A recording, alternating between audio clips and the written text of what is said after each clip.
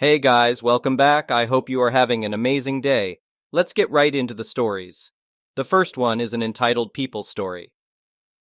Living in a bustling city, my husband and I had grown accustomed to the challenges of parking. Thankfully, we had a driveway, which provided some relief from the daily struggle. Unfortunately, our joy was short-lived due to a group of entitled neighbors. While they had always been friendly in the past, things took a turn when they started hosting weekly yard sales. Initially, it was a minor inconvenience as more cars crowded the street on Saturdays. However, their actions escalated to a whole new level. One fateful afternoon, we returned home to find someone parked in our driveway. To our disbelief, it was our neighbor's car. Confused, we approached him, seeking an explanation for this intrusion. His response was astounding. He claimed that he needed space for his yard sale visitors. He had taken it upon himself to occupy our driveway without permission. I couldn't fathom his audacity. Politely, we requested that he move his car, emphasizing that it was our private property. Irritation flashed across his face as he stubbornly refused, citing the busyness of his sale. My husband intervened, pointing out that his wife was available to assist him, making it a matter of mere minutes. My frustration grew with every passing moment. If he needed additional parking for his customers, he should have asked us or considered utilizing their detached garage instead of trespassing on our property. His sense of entitlement was infuriating. After a heated exchange, he finally moved his car, allowing us to reclaim our driveway. The following week, however, we encountered a familiar sight. Our neighbor's car, once again, blocking our driveway. To make matters worse, another unfamiliar vehicle joined it. This was the final straw for my husband. We approached the yard sale demanding that our neighbor remove both cars or face police involvement. We also insisted on knowing the identity of the second car's owner. Though causing a scene wasn't ideal, we were tired of fighting for what was rightfully ours. If our neighbor wanted to host yard sales, he needed to ensure proper parking arrangements were in place or guide his customers to park elsewhere. It was a matter of fairness and respect, which he seemed to disregard completely. Predictably, our neighbor took offense to being called out in front of his customers. He claimed that the second car belonged to an elderly man shopping with his grandchild, arguing that asking him to park on the street was a safety hazard. It was evident he was grasping at straws to justify his actions.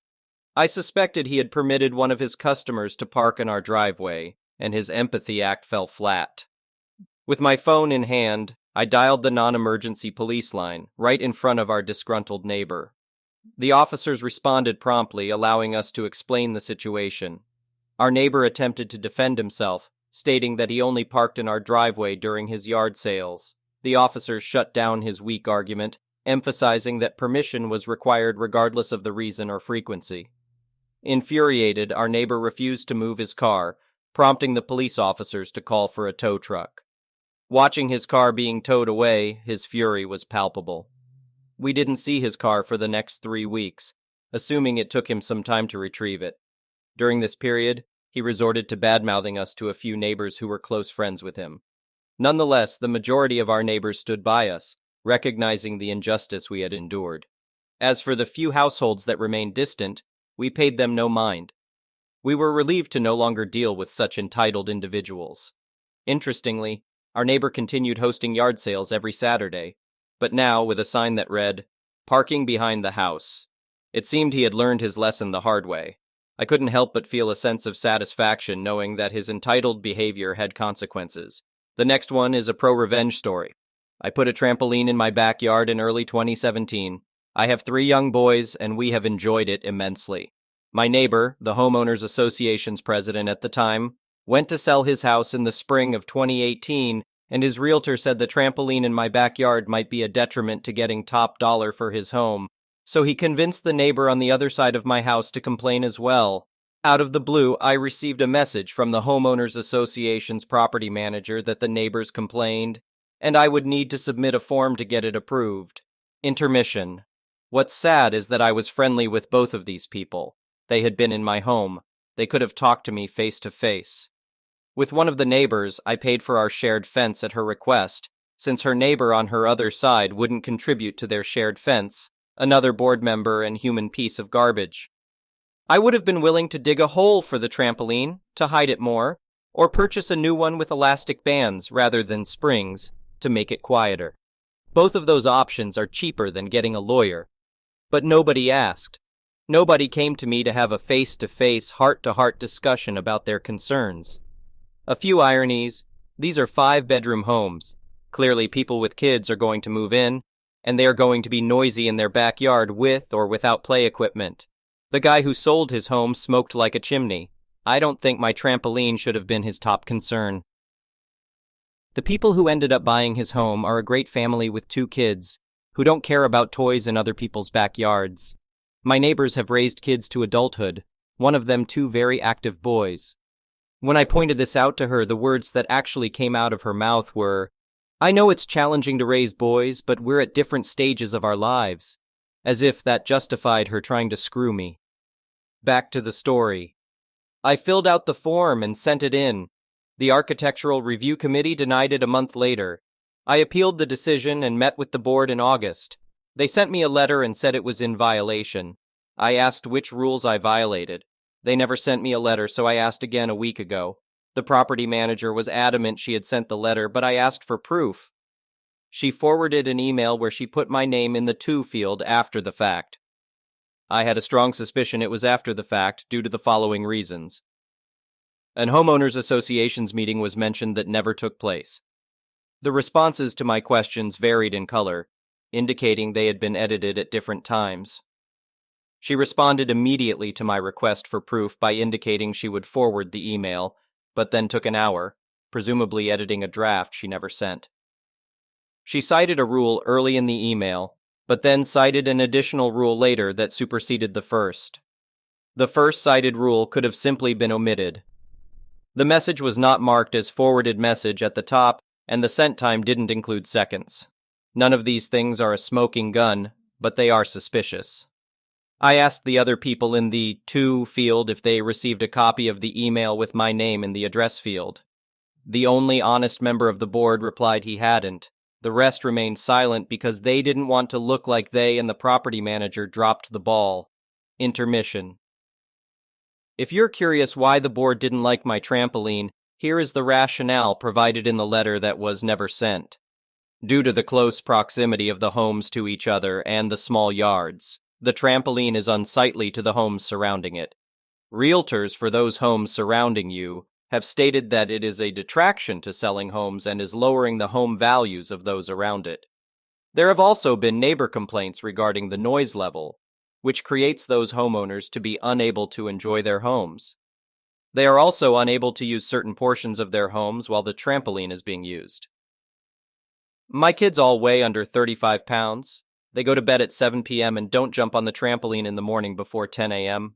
My neighbors bought homes 10 feet away from mine. What did they expect? Back to the story. The year-end meeting was scheduled for yesterday, and 4 board positions were up for election. I got 3 of my friends on the street to run with me. I went door to door every day for a week and spoke with the majority of homeowners about their discontent with the street. I got a third of the community to sign proxy forms stating that I would vote on their behalf. I went to the meeting last night and put these fools on blast. I listed calmly all the ways the current board was failing the community and my plan to right their wrongs.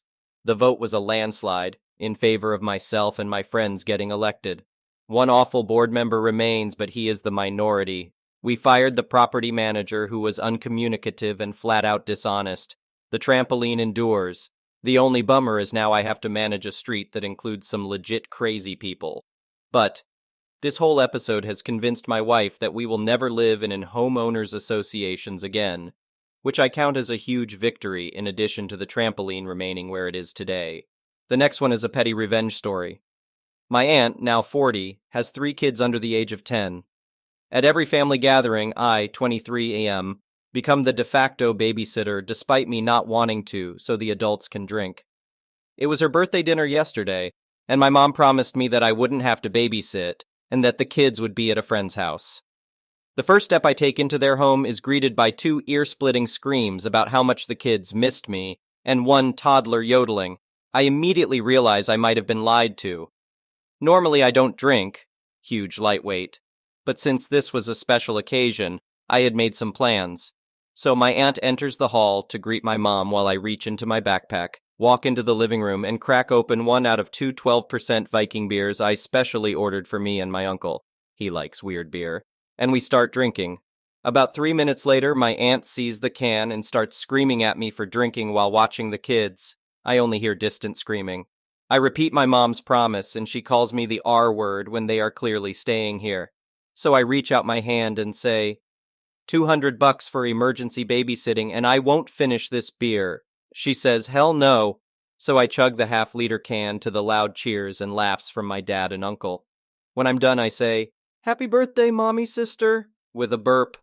My mom just looks hugely embarrassed for my aunt. My designated driver dad ends up watching them the entire night instead. I think he might schedule a vasectomy soon. The next one is a malicious compliance story. At my last job, my main duty was the IT manager for the entire location, among other duties.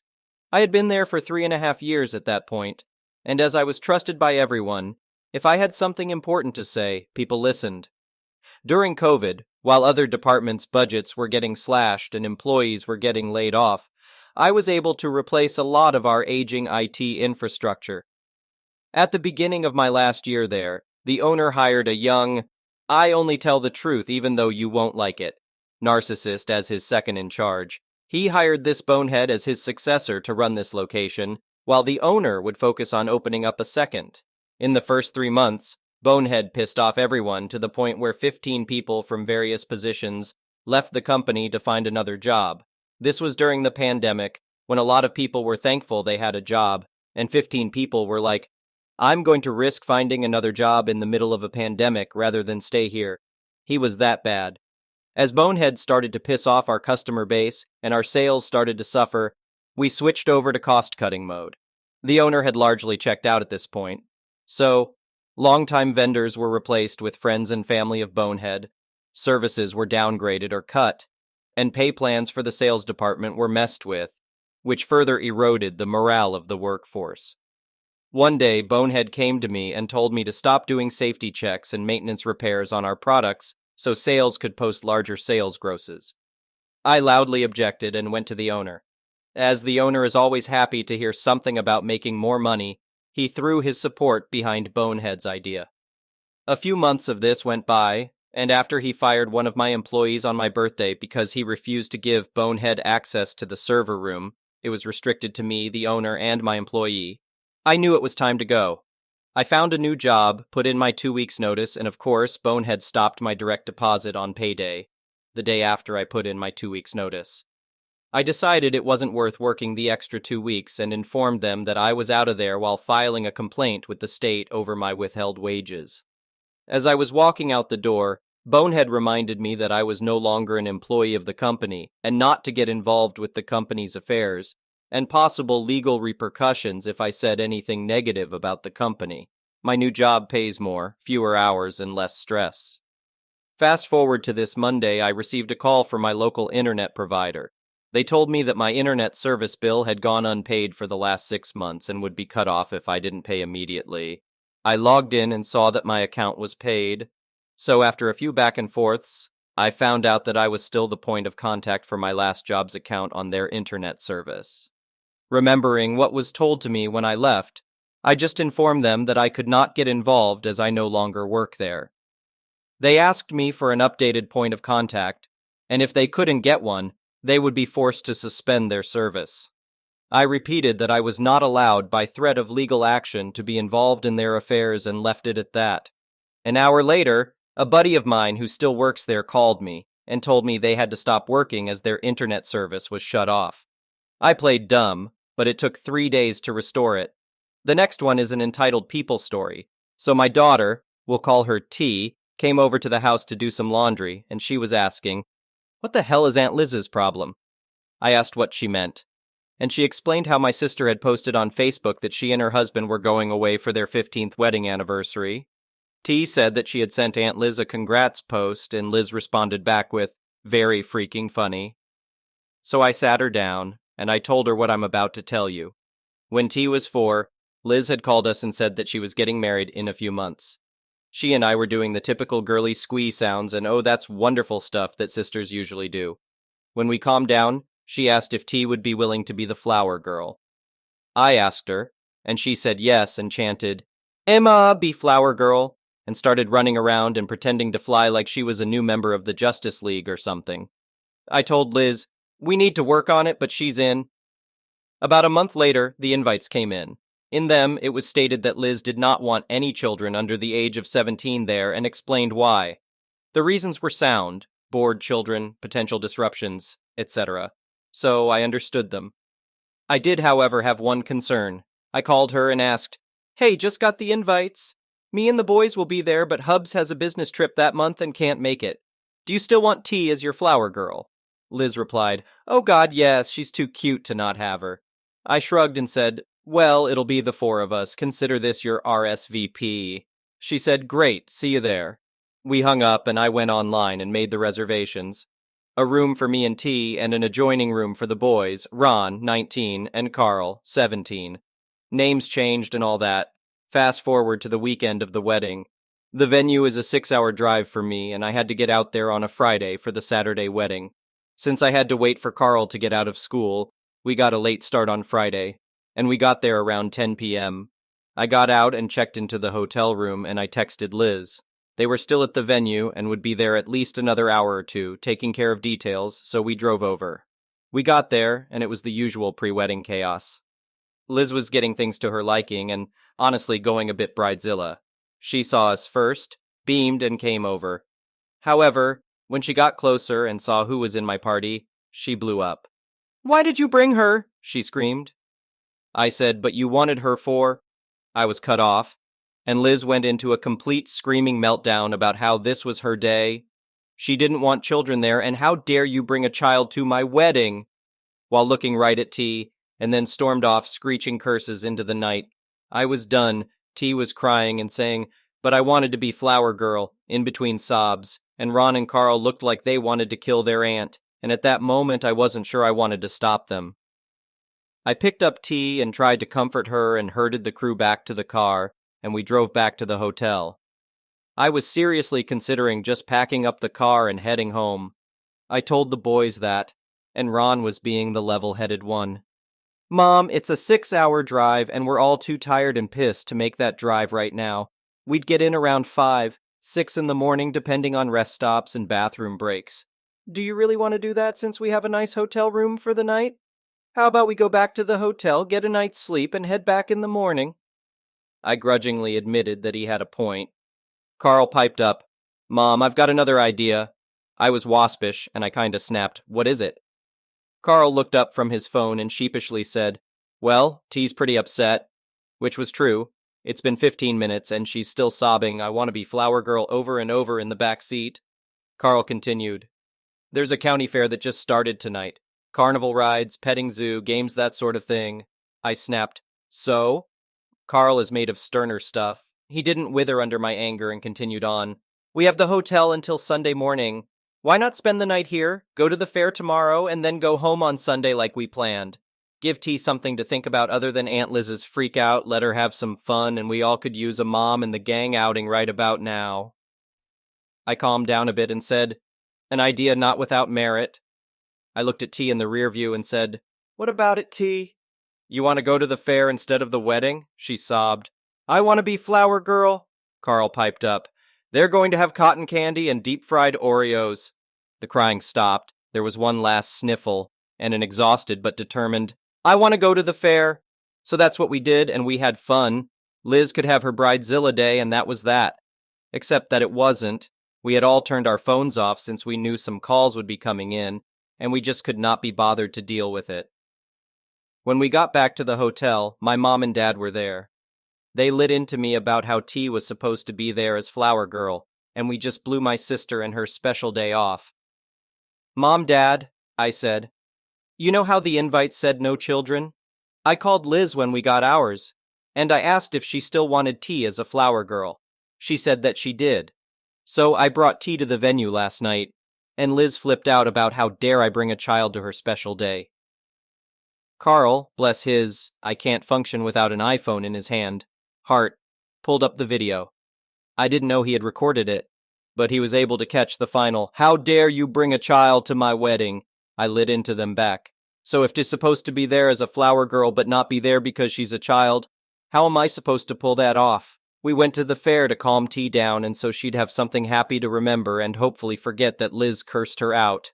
To her face. Mom and Dad went quiet and then apologized. They said that they were going to have a word with Liz when she got back from the honeymoon and then had a nice chat with T about the things she saw and did. We drove home Sunday morning and that was that. Story over. Back in the present, T was blown away. Mom, would I be a bad person for unfriending her and blocking her ass? I said no, and we went back to enjoying some mom and daughter time. The next one is an entitled parent story. I'm a preschool teacher. Last year, a mom got her child into my program against our wishes. It had nothing to do with the child, it's 100% the mom. She's incredibly stressed and toxic.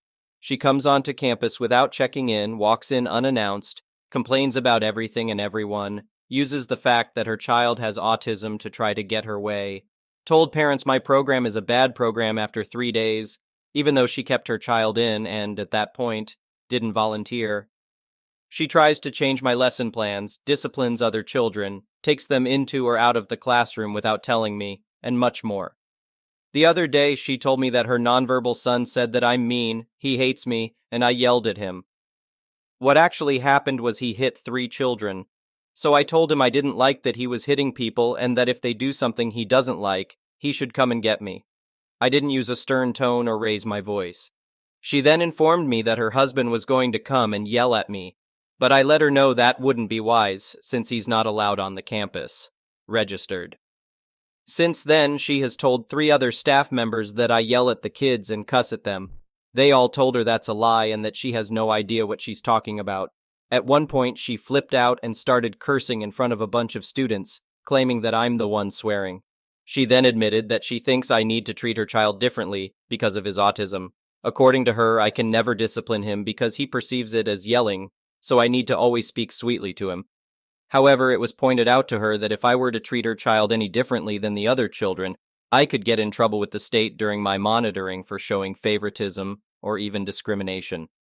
In summary, this mom lied and said I'm yelling and cussing at the kids because she wants me to treat her child like a little prince instead of treating him equally.